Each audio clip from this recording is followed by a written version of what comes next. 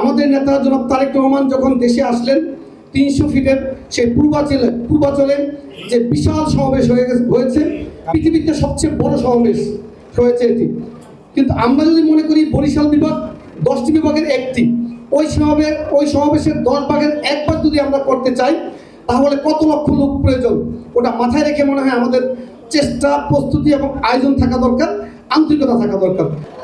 বিএনপির চেয়ারম্যান জনাব তারেক রহমানের বরিশাল বিভাগে আগমন উপলক্ষে আজকের এই প্রস্তুতি সভার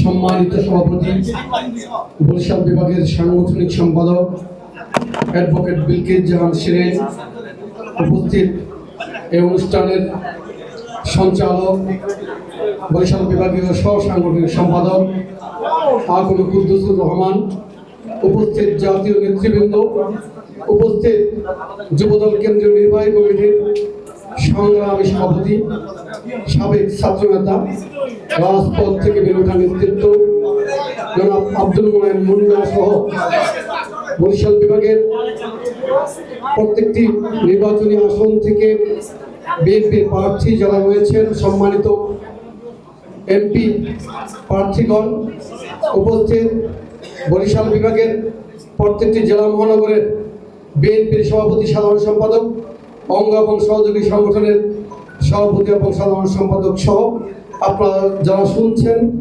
সকলকে ধন্যবাদ জানাচ্ছি। প্রিয় উপস্থিতি, আমি বক্তব্য সংক্ষিপ্ত করতে চাই একটি প্রস্তাবের মধ্য দিয়ে। তা হচ্ছে, গত 16 বছর ফ্যাসিবাদ বিরোধী আন্দোলন চলাকালীন আমরা এই রকমের বিভাগীয় অনেক সমাবেশ করেছি, কিন্তু ওই সমাবেশের সাথে এই সমাবেশের একটি পার্থক্য রয়েছে। আগের সমাবেশগুলোতে প্রত্যেকটি নির্বাচনী আসন থেকে যে সকল প্যানেলের নেতৃত্ব ছিল, প্রত্যেকেই এই সকল সমাবেশ সফল করার জন্য তারা প্রাণপণ চেষ্টা করেছে। প্রত্যেকেই এখানে জনসমাগমকে বৃদ্ধি করার জন্য তার নিজের অনুসারীদেরকে নিয়ে এই সমাবেশে উপস্থিত হয়েছে। অর্থাৎ সমাবেশটিকে সফল করার জন্য অনেক নেতা একসাথে কাজ করেছে।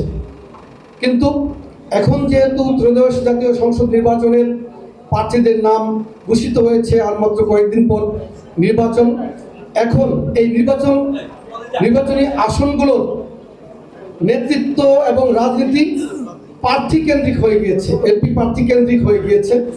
এর জন্য প্রত্যেক নির্বাচনী আসনের এমপি প্রার্থী যারা রয়েছেন তাদের কাছে অনুরোধ, তারা অতীতে যে পরিমাণ নেতাকর্মী নিয়ে এসেছেন প্রার্থী হওয়ার আগে নেতা হিসাবে, তার চেয়ে অনেক বেশি নেতাকর্মী নিয়ে এখন এখানে আসতে হবে।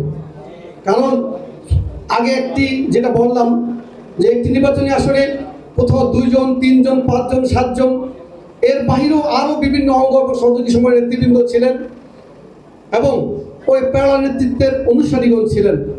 এখন যেহেতু এমপি প্রার্থী কেন্দ্রিক নির্বাচনী আসনগুলোর রাজনীতি পরিচালিত হয়, এজন্য এমপি প্রার্থীদেরকে অনেক বেশি দায়িত্ব পালন করতে হবে। আমি আর বক্তব্য দীর্ঘায়িত করবো না, এটাই আমার